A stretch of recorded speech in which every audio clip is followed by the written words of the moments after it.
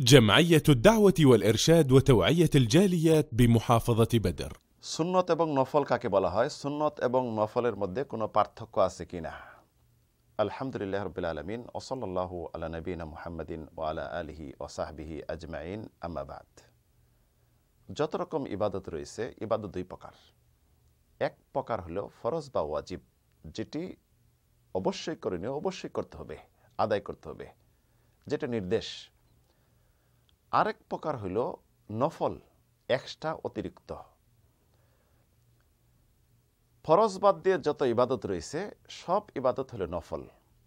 নফলের মাঝে সুন্না, সুন্না মুআক্কাদা এবং তাতাউউ বলা হয়, মুস্তাহাব বলা হয়। মূলত সুন্না বলেন, সুন্না মুআক্কাদা বলেন, নফল, তাতাউউ, মুস্তাহাব সব কিন্তু নফলের অন্তর্ভুক্ত।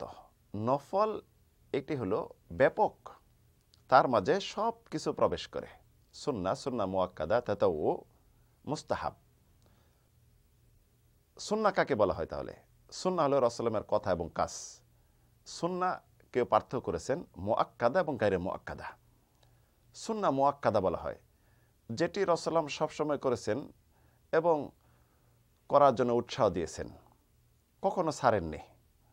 যেমন 5 ওয়াক্ত সালাতের সাথে সম্পৃক্ত সালাত, ফজরের পূর্বে 2 রাকাত, জোহরের পূর্বে 4 পরে 2, আসরের নেই, মাগরিবের পরে 2, এশার পরে 2 রাকাত, একে বলে সুন্না মুআক্কাদা বা সুন্না রাতেবা। এছাড়া সালাতের সাথে সম্পৃক্ত যেটা রয়েছে, যেমন জোহরের পরে এক্সট্রা 2 রাকাত, আসরের পূর্বে 2, মাগরিবের পূর্বে 2 রাকাত, এশার পূর্বে 2, এটা হলো সময়ের সাথে সম্পৃক্ত এক্সট্রা সুন্না বা এক্সট্রা নফল বলতে পারেন, তবে একে সুন্না মুআক্কাদা বলা যাবে না। এমনভাবে সালাতের মাঝে সুন্না মুআক্কাদা, যেমন ভিতর সালাত, রাসূল একাধিক সাহাবীকে উপদেশ দিয়েছেন, এমনইভাবে সালাত দুহা।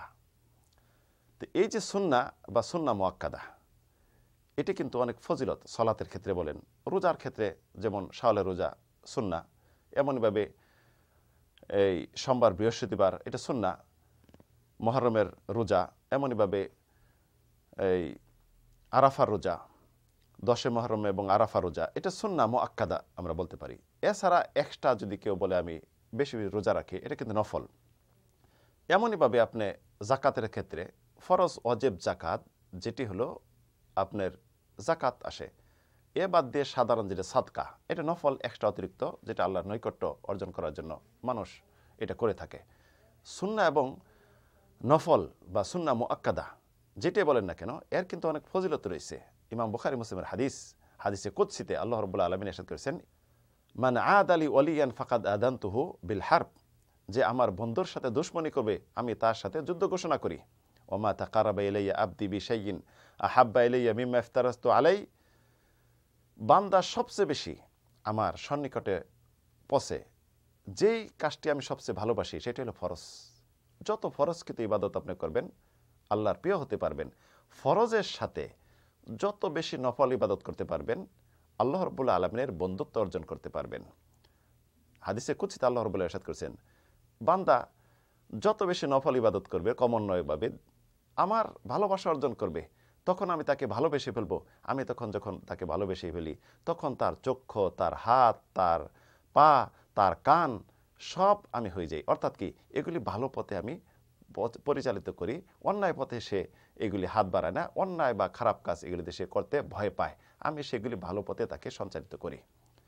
এবং বান্দা তখন মুস্তাজাবুদ দাওয়া, তার দোয়া আমি কবুল করি। বান্দা যখন যদি আমার কাছে চায় আমি তখন তাকে তা দেই, আমার কাছে আশ্রয় চাইলে আমি আশ্রয় দেই।